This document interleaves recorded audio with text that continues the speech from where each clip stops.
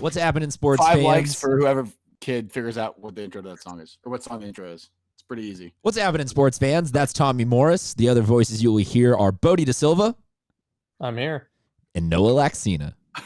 Hey guys, how y'all doing? Hey, look at that. We're starting off the show pretty well. Tommy's starting off the show with a little bit of guitar because that is Don't tell anyone it was me. I suck at guitar. I'm just bored. No, I was going to say that's proof that you can teach an old dog new tricks. Tommy, the opposite. We'll put it to the poll at SD Prep Insider for all of our polls all show long. The first one on Twitter and Instagram. Is Tommy getting better at the guitar? No, getting worse. What do you guys say? He's out of his prime. I mean, I never had a prime. No, it was solid. I don't like to do the intros. Hey, I can only do the chords. Sometimes less is more. Sometimes just a little something simple. That's all you need. Yeah, I don't like to do the intros. I'm going to just do the chords. The intros are too hard. Too many buttons to press. Well, it was the intro to our show, and we welcome you into San Diego Prep Insider. Back for another week of our sort of improvised downtime shows. The gang and I are going to be talking about another football league. This week we'll be previewing the Palomar League. Teams in that one, according to Scorebook Live. All things are brought to you by Scorebook Live, the official digital partner of the San Diego CIF section and the entire state, but we don't care about them. We're a San Diego section show. Bodie Da Silva, also I should mention, is here on behalf of Scorebook Live. He's their official reporter. The Palomar League, last year, the standings were Vista, Rancho Bernardo, Poway, Mount Carmel, Westview, Del Norte. So we will get to all of those teams. But guys, we got to address something. A big fear, I think, in every sports reporter's mind is the speed at which things change. You know, you add a player here or there, and a team dynamically shifts from, struggling a little bit to all-out dominant. When one thing changes, everything can change real quick. And go figure that 1 week after we do our first league preview, that the entire Metro Mesa League would be set on fire with the resignation of Eastlake's. Do you even call him still first-year coach, maybe first 2 months coach? First 2 months. Andrew Westling. So, guys, who wants to take first reaction to that? I guess I'll go first. Bodie, do you want to go? Sure. I mean, obviously it's a surprise. I think the only thing that really didn't come as a surprise is it just feels like the instability that's been in that Eastlake program now for a while. Obviously, Coach McFadden had it rolling when he was around the first time, but since then it just seems that something's missing, whether that's on the administration side, whether it's all random things that are occurring. It just doesn't seem like everyone's on the same page right there.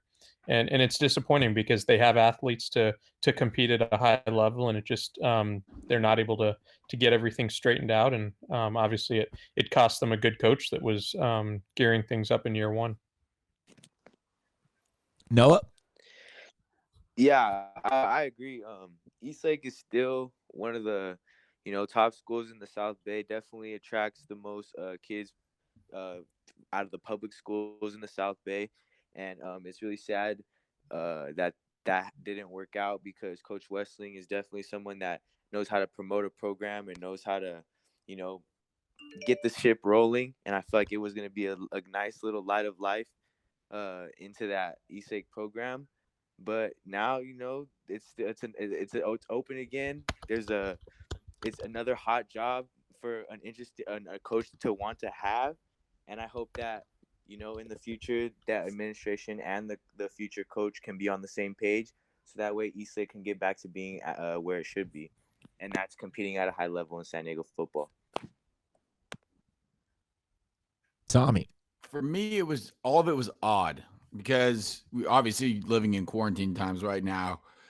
I don't know what kind of, obviously something happened, some sort of conversation between coach and the administration to where they both decided, or one party decided it's not going to work. But it's not like there was no face-to-face meeting. Obviously, they're not on campus. It wasn't like he was around the kids. It was just the timing of it was very odd to me. And then we had, the day before, all the coaches, or the majority of the coaches in San Diego County, the head coaches, had this giant Zoom meeting, and he was, if I'm not mistaken, he was in attendance as the Eastlake coach, and then the next day he steps down, or whatever happened. So timing of it's very odd to me. It's unfortunate for the program in general because you're in this weird spot where you now have to go hire somebody, and There's no in-person interviews that can really happen, or at least not for a while now. And you're going to have to figure out who's going to be the coach before summer starts, I would think. And the majority of people who would be good candidates for that job have either taken that job or taken a job somewhere else, or are happy where they are because they never applied in the first place. So I don't really know where the program was for here. I would assume they go with somebody maybe on an interim basis, someone who's been there, just to kind of keep the continuity. But it is odd, and I would assume that the majority, if not all, the coaches that Coach Wessling was going to bring in from other programs into Eastlake are no longer going to be coaching there. So you have a weird kind of void in the rest of the coaching staff, not just at the top. So you're going to have to bring in a lot of new people there, and it's just an odd situation. Obviously, it had to be a big difference of opinions or something, because this is not you. I don't think you resign or be asked to resign from a job. I'm assuming it was a resign situation, though. At this juncture, given this time period and what we're doing right now, so it was just all very odd. So there has to be something else going on that we aren't privy to be honest with you. But it was just all seemed very odd. And Coach Wessling, I think, is a great coach, and I think wherever he ends up, the program will be better off for it. But just very, very odd.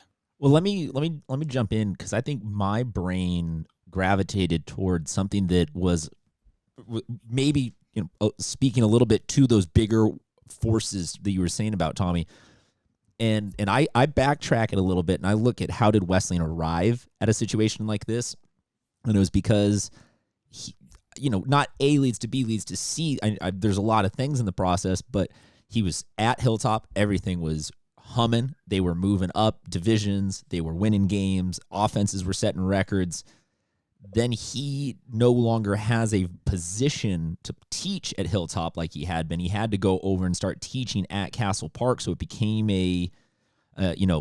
you're missing spring practices because one school gets out a little bit later. There's the transit time. He was no longer on campus, so I think that he was hungry for getting back to a place where he could both work and coach. So to me, this is potentially a 30,000-foot district issue that you have to, if you're going to complain so much about struggling to find good on-campus coaches, you're going to have to do better at holding on to the ones that have those positions and have had success in those positions. So I feel bad for him having to even have arrived in the first place at Eastlake because of more district-y type stuff than actual X's and O's football, or in terms of how he did. Tommy, you bring up an interesting point about the hiring process, and I want to get Noah and Bodie your takes on it. Do you actually think that you need to be in person to hire a football coach? I think you probably should. I don't think you necessarily have to, but obviously we're in a different time right now where you're really not able to. But I think you'd have a much higher confidence level if you don't have a previous history with that person and really know them well. That it's just different meeting in person. You want to know what they're about. It's just a better format. But right now, obviously, that's just not an option. I agree. I think decisions shouldn't be made final until you get that interview in person, and if you're not familiar with the person already, like Bodie said, you got to get to know them, get a feel for them. Keep in mind you're picking this person to lead a bunch of young student athletes and get them prepared not only for sports but for building life lessons that they will use for the rest of their lives. So you want to make sure you got the right person for the job. With these times, you could definitely start to build and get the ball rolling on a relationship through Zoom or through whatever whatever app to communicate with them. But I think at the end of the day, there's so much going into a decision that's bigger than just sports, I feel like an in-person interaction is definitely necessary. I need anybody willing to, Tommy, maybe you can jump back in here and filibuster for 30 seconds to a minute. I'm texting Robbie Owens. He's the only person that I know for a fact is an out-of-state coach, and I'm trying to see if he did an in-person interview ever with Helix. I would imagine he did. I've heard other stories of people from out of state, and they normally won't bring you in unless you're one of the finalists. I imagine it's probably a couple rounds of interviews. Then they say, okay, you're one of the finalists. Can you please come in and interview for this job? And then you do the in-person. Obviously, given what's going on right now, it's going to be almost impossible to do that.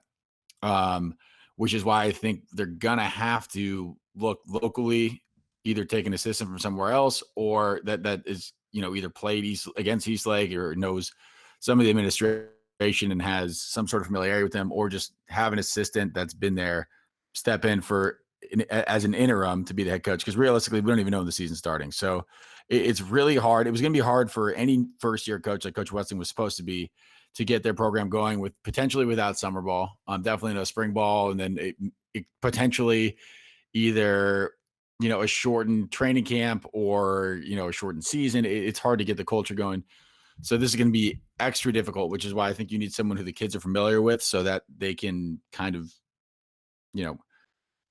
figure it doesn't, the learning curve is not so steep is what I'm trying to say. So if I was them, I would hire someone for the year on an interim basis, someone who the kids know, just to kind of tread water a little bit. And then when things get back to normal, for the next season, you can then go through a regular interview process and figure it out that way. But for right now, I mean, just the timing couldn't be worse to have a coach leave for a fall sport. Well, it certainly is a dramatic thing to add to more of what is going on in terms of we don't really know what's going on type vibe. I'm still waiting for Robbie Owens to get back to me, but I will interject with his response when we get to it. But guys, what do you say we get to the Palomar League preview? Is that what good? Can I just say this really quickly? Obviously, I'm a big Coach Westling fan, but there's two sides to every story, and I feel like everyone's just pummeling out one side of the story.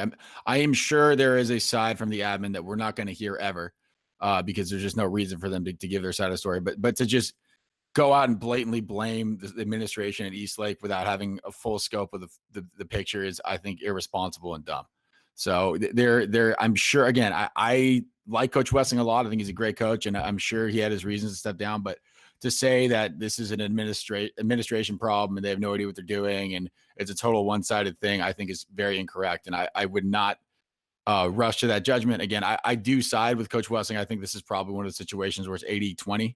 You know what I mean? But there's no way that this is single-handedly just one side's completely wrong, one side's completely right. I think that's completely unfair and an irrational claim to make when you don't know both sides of the story. Couldn't agree with you more, Tommy. I saw a little bit of that circulating on Twitter, and my immediate thoughts just went to their baseball program has won Open Division and been in Open Division the last several years. Their water polo program is moving up every year. Like they make good hires on other sports, so you can't paint with those broad strokes.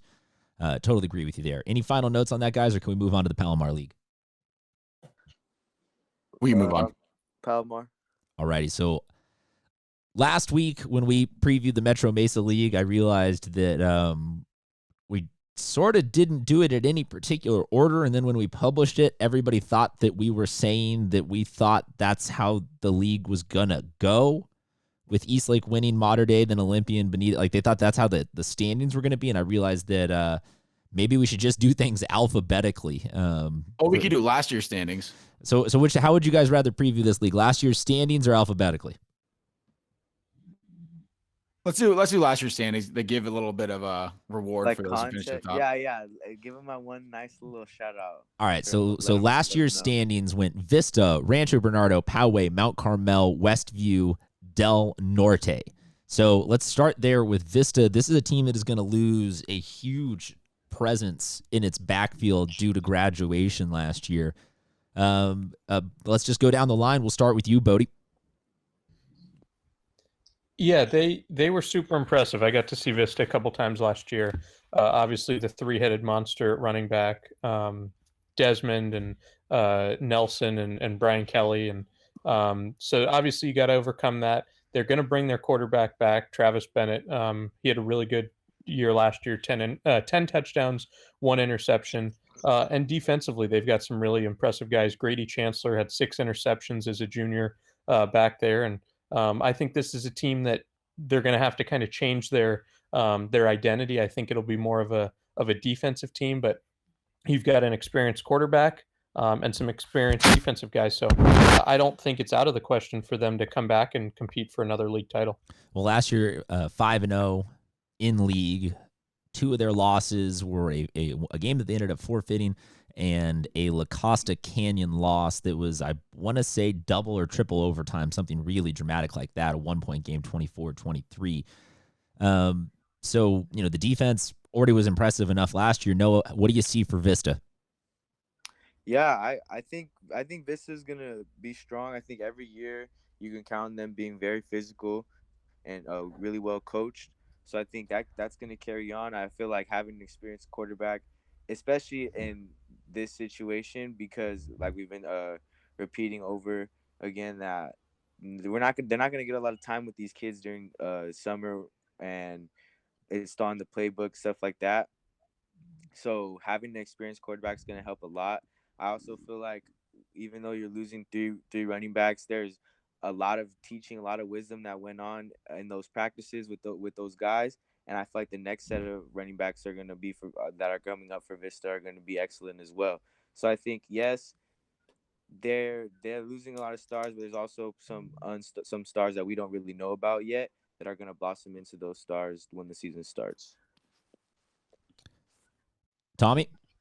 Yeah, so I'm just going to read this really quickly. Between Tua, Flores, and Kelly, you're losing, let me do my math, right? 41 touchdowns and over 4,000 yards rushing. That's a lot to replace. And your leading receiver's also gone and lost, and that's 700 yards receiving and 7 touchdowns. That is your offense. So wait, Tommy, 48 touchdowns and almost 5,000 yards? 41 touchdowns. No, you said 7 receiving touchdowns, 41 rushing. Oh, yeah. Okay, I'm going to ask. I'm going to put it on the poll. Can you replace 50 touchdowns and 5,000 yards after graduation? 4,700 yards. Okay, fair enough. Yeah, it's tough. I mean, it's good to have a quarterback coming back, but in a running offense, it doesn't mean as much. I know you're not going to have to deal with as much of worrying if the quarterback knows what to do. He probably has a good feel for the playbook. I don't know. Maybe there's a stud on I didn't watch any Vista JV games. I know Noah digs into the film a little bit deeper than I do, but unless there is a kid down there who is a freshman or sophomore who's an absolute stud, it's going to be really hard to replace all that. I will say this, though. It's not like the kids who are backing them up are bad. It's just those 3 kids happen to be really, really good. So there's hope, but it's just really hard to replace all those yards, and you can't have one kid be the bell cow to do all that. It's too difficult, unless his name's Cale Patterson. It's too difficult to carry the ball that many times for one kid. So they're going to have to find 2 or 3 more to kind of step into those roles. But I mean, Tua's been there since a freshman. He's been their guy. So they're going to have to find a new guy. So I think probably step down here for Vista, and that's not supposed to be talking bad about the kids that are there now. It's just they just happen to have a ridiculously good class of kids coming into last season. I'll say this. I look at their schedule, and I like a particular aspect of it. They've got a really, really favorable non-league setup because they have LCC and Lincoln at home. And I think that, yeah, if you're going to have struggles replacing players early, trying to refine that identity, and you have to go on the road and play those games, you chalk those up to those are tough losses that kind of shaped us a little bit. But I think you put those at home in Vista, and those become dogfight, flip of the coin, winnable games. So I still see this as a really strong 2020 for the Vista Panthers. Moving on to the next team, Rancho Bernardo. Last year, 7-4. The Rancho Bernardo Broncos. They seem to be kind of in that mix of like they're really good, but they're not great. So we don't know a ton about them during the year. They kind of are always on that bubble team. Let's go the opposite direction here. Tommy, we'll start with you on Rancho Bernardo. Yeah, this is a team that does return their leading rusher and their leading receiver, which is nice, but you lose a quarterback, so you're going to have to figure that out. They went 4-1 in league last year. I think that they are one of the favorites in this league coming into this year, pending who that quarterback ends up being. But I think that they are kind of poised to have a good season here. RB, we've seen them kind of fluctuate in how good they've been over the past couple of seasons. I think last year, if you go like out of scale of 10, like last year was like a 7 or 8 for them. I think they bump it up to about an 8 or 9. There's a good chance that this is a team that wins. Let me look at their schedule real quick before I speak. Well, no, Tommy, we'll do this rapid fire then. I'll shoot their schedule at you. You give us right now. Yeah. I think this is a team that out of conference probably splits their games. So either 2 or 3 wins there, and I think they win probably 4 of their league games. So I think that it's a team that could easily win 8 games. Fair enough. Noah Laxina. Oh, also, hey, yeah. Okay, no, sorry, go. No, go ahead. I'll text you. No, I'll text you. Okay. All right. Just to add on to that, their leading rusher, Franchia, he had Frankie Fran. Yeah, he was a sophomore last year, and he had a lot of success for them. And going from that sophomore to that junior year, I think is a really big difference because you're still growing into your body. And I think that he's going to have a more physical approach to his game this year. I feel like he's going to be able to break a lot more tackles. I know he's a small running back, but still getting one cut and getting through his arm tackles is going to make a big difference. And I feel like he's going to explode so that way the quarterback doesn't need to be as dependent on the pass, and they could really rely on that run game because Rancho Bernardo, they always have a really good front seven, and they always have a good O-line that can move. And I feel like with their running back, they're going to be just fine. I think that this league is a talented league. It's every team in the league is really respected. So it's going to be fun to see them compete. And I think Rancho Bernardo specifically is going to do well in their preseason too, leading up to league. I think that you can universally agree that if you have a running back and an O-line, life is not particularly bad. Bodie De Silva, your take on the 2020 season outlook for the Rancho Bernardo Broncos? Yeah, I think losing a quarterback is going to be big. They'll have to replace Zeke Payne, who had a lot of success. But having 2 running backs that had success last year, Franchina and Darty both being back, I think that's going to be really key. Losing Jashawn Williams, who's headed to Lincoln now, that's a big loss for them. And defensively, Nick Blanchard, who had 134 tackles last year, almost double the next guy on his team. That's another big one. But looking at it, there's 3 juniors in the top 5 in tackles, so guys that got experience, got out in those games. I think it's another one where they're looking at maybe 3-2, 4-1 in league, and probably a 6, 7, maybe 8 win team overall. I like that Torrey Pines is a game that they get to have back early in the season. San Marcos is tough that it's going to be on the road. Grossmont is tough that it's going to be on the road. Catch fire in the second half of the season. I'll see them at 6-4. We'll move on now to the Poway Titans. Last year at 7-5, the Poway Titans, they're always going to be one of the most prolific run-producing teams. I think that this year they're going to be a very interesting team in the Division II playoffs because I look across the board at Division II and I don't particularly see like a runaway squad. I saw them come very close to stopping not stopping, but they hung with the Tyler Buckner Bishops squad last year. I know that they've got the talent. I think that they are my co-favorites to win the league along with Vista. Bodie, we'll start with you. Yeah, I'll be interested with Poway. They brought in a new coach. Kyle Williams comes over from Westview. So he did a really good job there. I expect he'll do much of the same over at Poway now. And they are losing a quarterback in Andrew Wisely. They lose obviously Josh Butler, who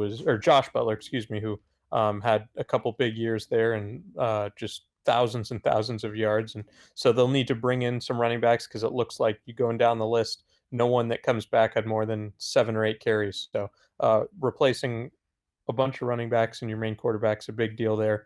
Vance Jefferson's a really talented athlete on both sides of the ball. Got hurt midway through last year, so he missed the second half, but he's got Power 5 offers, and he's a guy that I expect to have a huge senior year and will definitely carry them. I think ultimately they're looking at I think they're probably competing with Rancho Bernardo, maybe second, third in that league, and probably looking at the same 6-4, maybe 7-3 season overall like they had this past season. Noah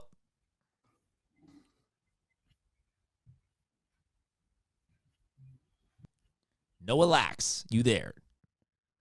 Going Oh, once. I was on mute. My bad. It's I was all all good. firing off. My bad. I was on mute. All right. So what I was saying is the thing I like about Poway's team and how they run their schemes. They really have a really nice plug and play system. It's really simple, but they have everybody on the same page, and there's a really good set of rules that they go by to understand. So it's really easy to plug in and play. I like Daniel Kreese. He's the returning lead tackler for Poway. I like how he flies the football. I like how he's physical, and I think their speed and their underrated strength is really what carries Poway football. And I think leading up into this situation, I know they had them all in the weight room. They had their guys ready to go, and I feel like they're going to do a great job of being able to jump right back into things right away. And I think that's going to help them a lot for this season. Tommy Morris. Poway's good. The one thing that scares me, you look at their playoff game last year. I know you don't want to throw a JV kid in a playoff game, but when their starting quarterback went hurt and they had to go play Bishops, they just didn't have a quarterback really, and they just decided to run the ball the whole time. So that does make me a little nervous for them next season. I know they had 2 sophomore quarterbacks on the JV team. Hopefully one of them can step up and do it. I don't think this is a team that can survive without throwing. And I'm not saying they need to throw the ball 30 times a game. I'm saying 10 to 15 times. But if they're just going to go straight run, I think they're going to have a tough time in this league because this isn't, Bishop teams generally, and the smaller private schools generally are smaller and can be pushed around a little bit more because they don't have the subs and they get tired, whatever the excuse may be. But when you're a school like Poway going into school like RB, you're not going to be able to just push them around because they got some big kids too. So I don't think straight running the ball the whole entire game is going to work against some of these bigger teams. I think unless they have a solution, a quarterback that they like, it's going to be tough sledding, especially because they lose their 2 leading rushers too from last season. But as you said, Bodie, Vance Jefferson, really good athlete, so he'll probably be the guy who ends up with the ball the majority of the time. Heck, you can teach him how to play quarterback, maybe see what happens. But this is a team that I think is probably going to finish second or third in this league. We move on to Mount Carmel. The Sun Devils have been the slowly surging forward reconstruction project the last several years. Will this be the year that they break through and potentially cause a threat to be the league champs? Tommy Morris. I think they actually have a shot. You have a returning quarterback in Carson T. I'm not going to try and pronounce your last name, Carson. There's just too many letters. 15 touchdowns, 6 interceptions, something like to see. You do lose Ty Virgin, but plus side is his little brother, Jaden, on the team as well. And he was only a sophomore last year. Good contributor. I think he's going to have a huge junior season as well. He can kind of play a couple positions for you if you want to put him at wide receiver, you can. I think he's going to fill out a little bit more. You can probably put him at running back. I know he had some carries last season as well. So he's a multi-use player. And Carson, pretty good with his legs too. He ran for 300 yards and 3 touchdowns last season. I do like what they have here on the roster. I think this is a very good opportunity for Mount Carmel to jump up. Some of these other teams are down this year. I think this is a team that could easily finish second in the league. Noah Lax. I agree. I think Mount Carmel, they're a team that gets slept on a lot. I think they're gonna have a huge chance to play a spoiler in this league and really be a dark horse in this league. They've had a couple good games against teams last year where in the beginning of the game they were in the game for a minute, but then inexperience and just mental mistakes led to the score getting a little bit more out of hand than how the game really went. So I think when there's experiences like that you get, you learn a lot from it. And I think that plus the fact that, everyone's really hungry to play football right now, I think they're going to be really tapped into understanding their potential, and they're going to have a good year this year. Bodie De Silva. Yeah, much like Tommy, I won't try and butcher Carson's name other than to say he had a really good junior year. Just picked up his first offer in the last couple of weeks from Idaho, so that's great for him there. Jaden Virgin, I expect to have another good year. They've been a team that I think they've been on the cusp here in recent years. I think one of these years they're gonna get there, and what better year now when you're going to have a senior quarterback and a lot of experience. Josh Dolendo returning, had 90 tackles last year, 6 sacks and 2 interceptions. So he's definitely a guy to watch on defense that's going to be all over the ball. I would expect you'll see him all over really on the defensive side of the ball. And I think this is a team that can compete and get. I'll go 500 here. I think they end the regular season 5-5, and that'll be good enough to make the playoffs. Yeah, I like that you bring that up because I have them pegged as my most deceiving Division III playoff team potentially in terms of I like that. That's a good call. They'll lose a game or two bad, and you'll go be like, yeah, they're like the 6th seed, they're the 5 seed, whatever, and then they really played up all season and they played tough. So I think that they are definitely a team to look out for. Next, we've got the Westview Westerines, as I was about to say, the Westview Wolverines. Last year, a 2-7 mark. Bodie, we'll go right back to you.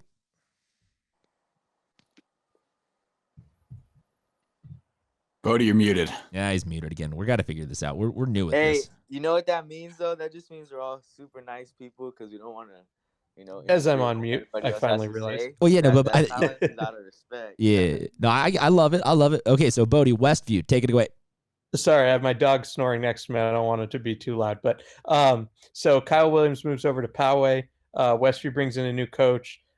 They've got a really good defensive player who's really been blowing up the last couple of weeks, Mandela Tobin. I expect him to really have a huge year. I think I really think he's going to be an all-CIF candidate at the end of the year.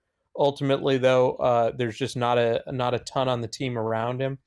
So I think this is a team that they do bring a lot back. Not that there was a ton of success, but I think this is a team that can get 3 or 4 wins and can compete to get in at one of those last playoff spots.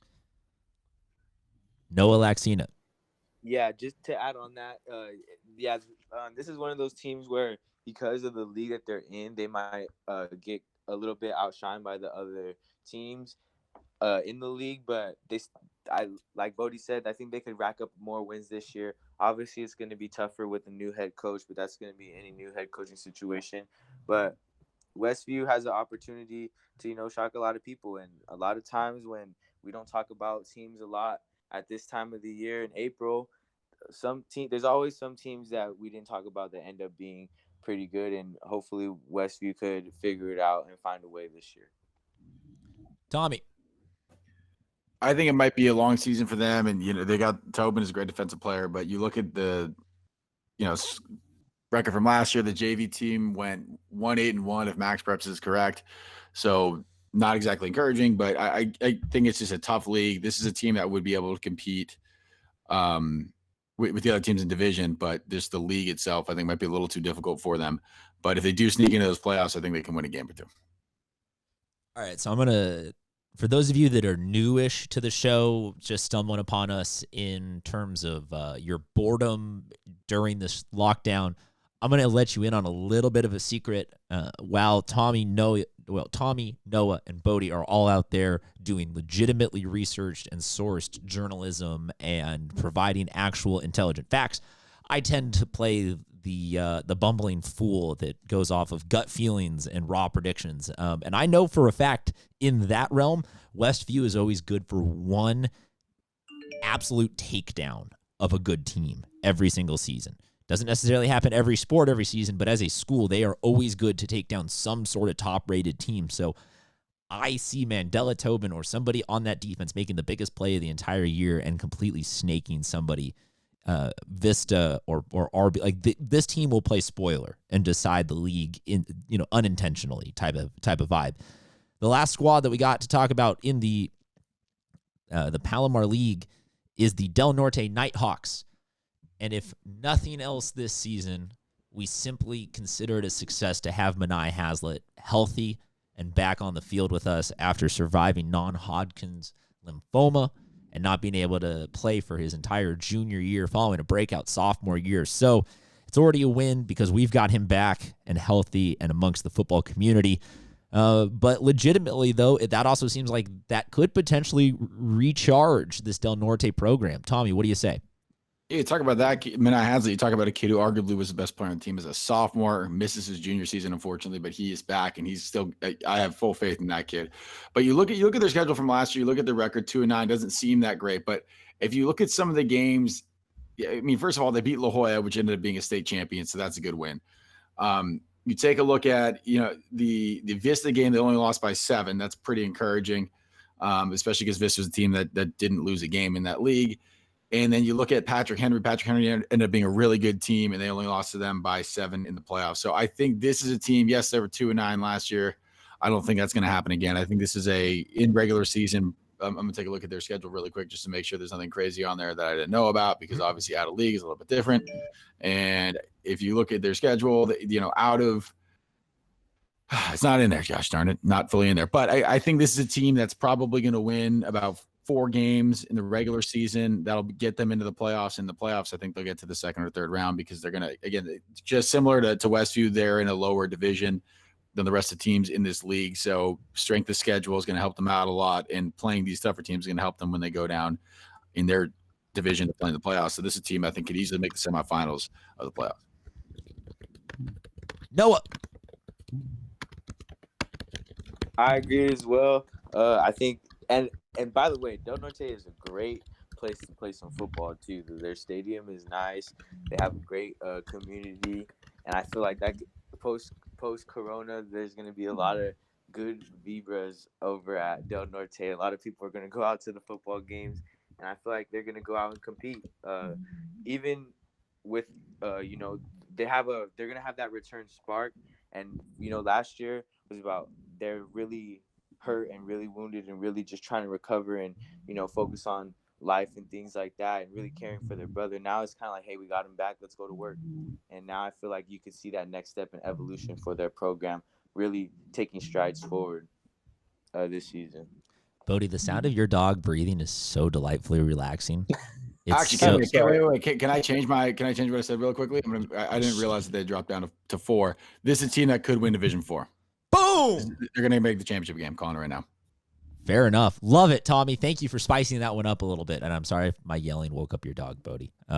Please, Bodie, no, she's all good. Deliver us a take on the Del Norte Nighthawks this season.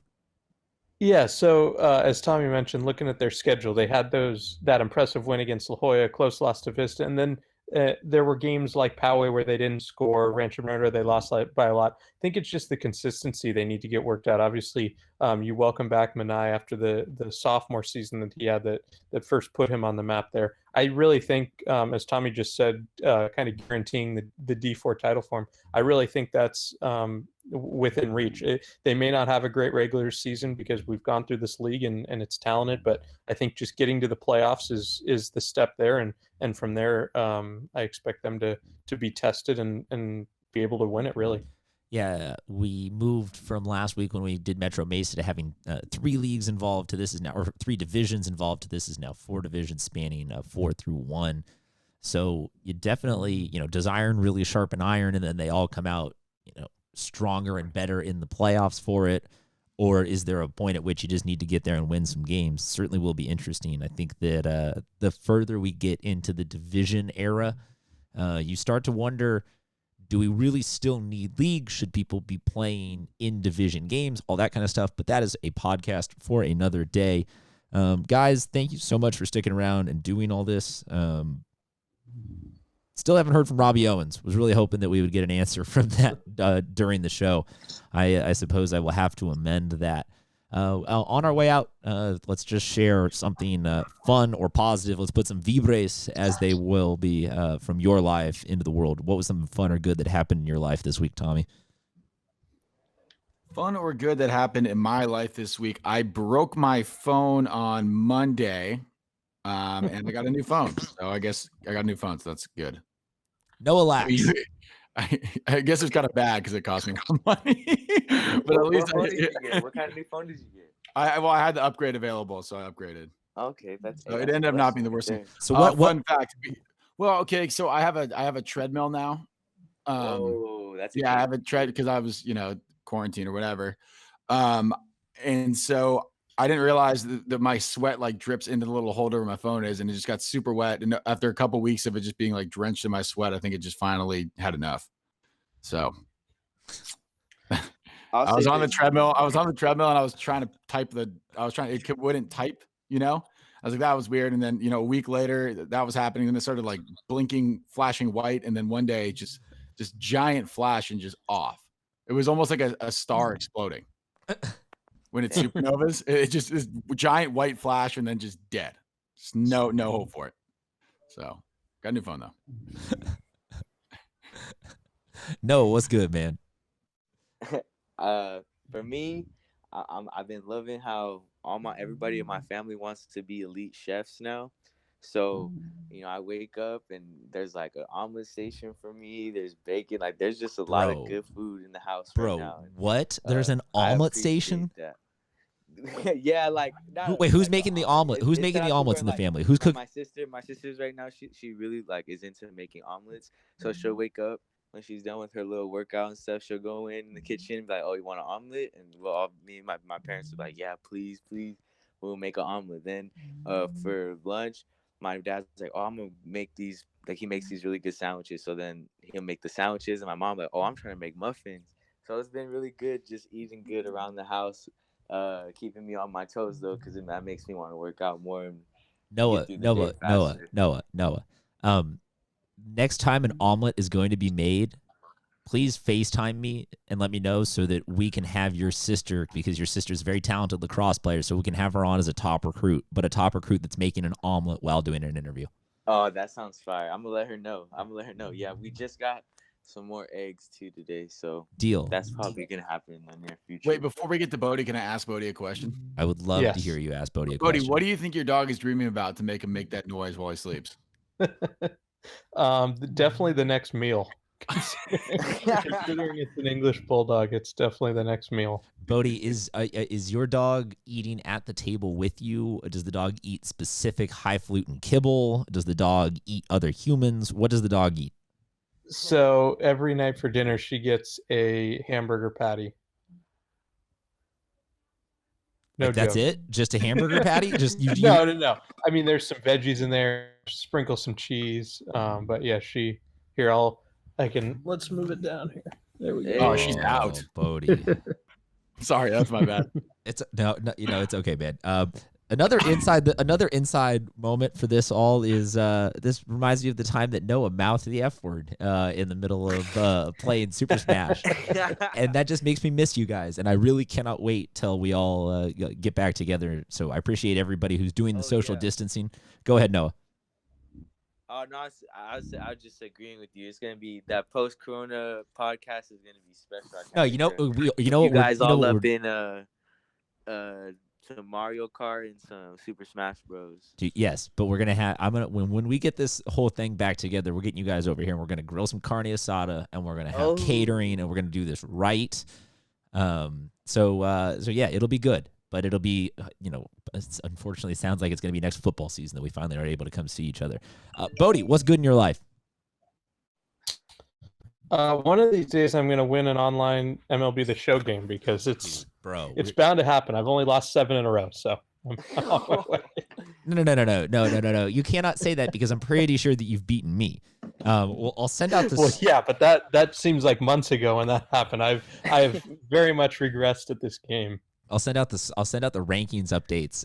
Your boy is in dead last right now. Every pitch. I have issues. Every pitch. I am dead last, and my ERA with Greg Maddux is about 170. I've resorted to YouTube videos to research hitting tutorials. No, dude, Christian, your problem is you leave your starter in too long. Well, dude, have you met my bullpen? Until the 8th inning. You had to take him out. He was tired, and I just started lighting him up. Fair enough. Poor Rick Porcello's arm was going to fall off. My team is so bad. Anyone want to play after the show? We're out of games. I've already played you twice. All right, fine, fair enough. I'll get on and play someone at some point once I finish work. Deal. Yes, sir. I'll say what's good is that even in a situation like this, that I still got you guys, and that we can have the technology to figure this out and still be in touch and have football and have fans listening to us or just leaving us on in the background or accidentally finding us on YouTube and clicking away before the commercials are over. But we really appreciate I appreciate everything that has gone on in terms of all you guys trying to help us still feel normal and still help these high school kids out feeling good. So we will talk to you guys next week. Let us know what league you want us to preview. I hope we don't have any coaching changes to talk about in the Palomar League next week. That would be a bad thing. Someone's phone is blowing up, so I'm assuming that whoever that is has to go. Tommy, if that is your phone, I hope it is not literally blowing up because that sounds terrifying. I mean, it did on Monday. So. Yeah. Yes, that was the joke. And a quick shout out to my downstairs neighbors who have been stuck listening to me clonk around on the treadmill for 3 weeks. Sorry about that. I've not gotten a complaint yet, so I'm just gonna do it. Tommy. If it ain't broke, don't fix it. Yep, exactly. Oh, that treadmill also is on the verge of breaking because I put it together. I put it together with no tools. I had to do all the screws with my bare hands. So there's gonna be at some point it's gonna backfire eventually. It just hasn't happened yet. Alrighty, folks. You all have a great rest of your day, and we'll talk to you soon, sports fans.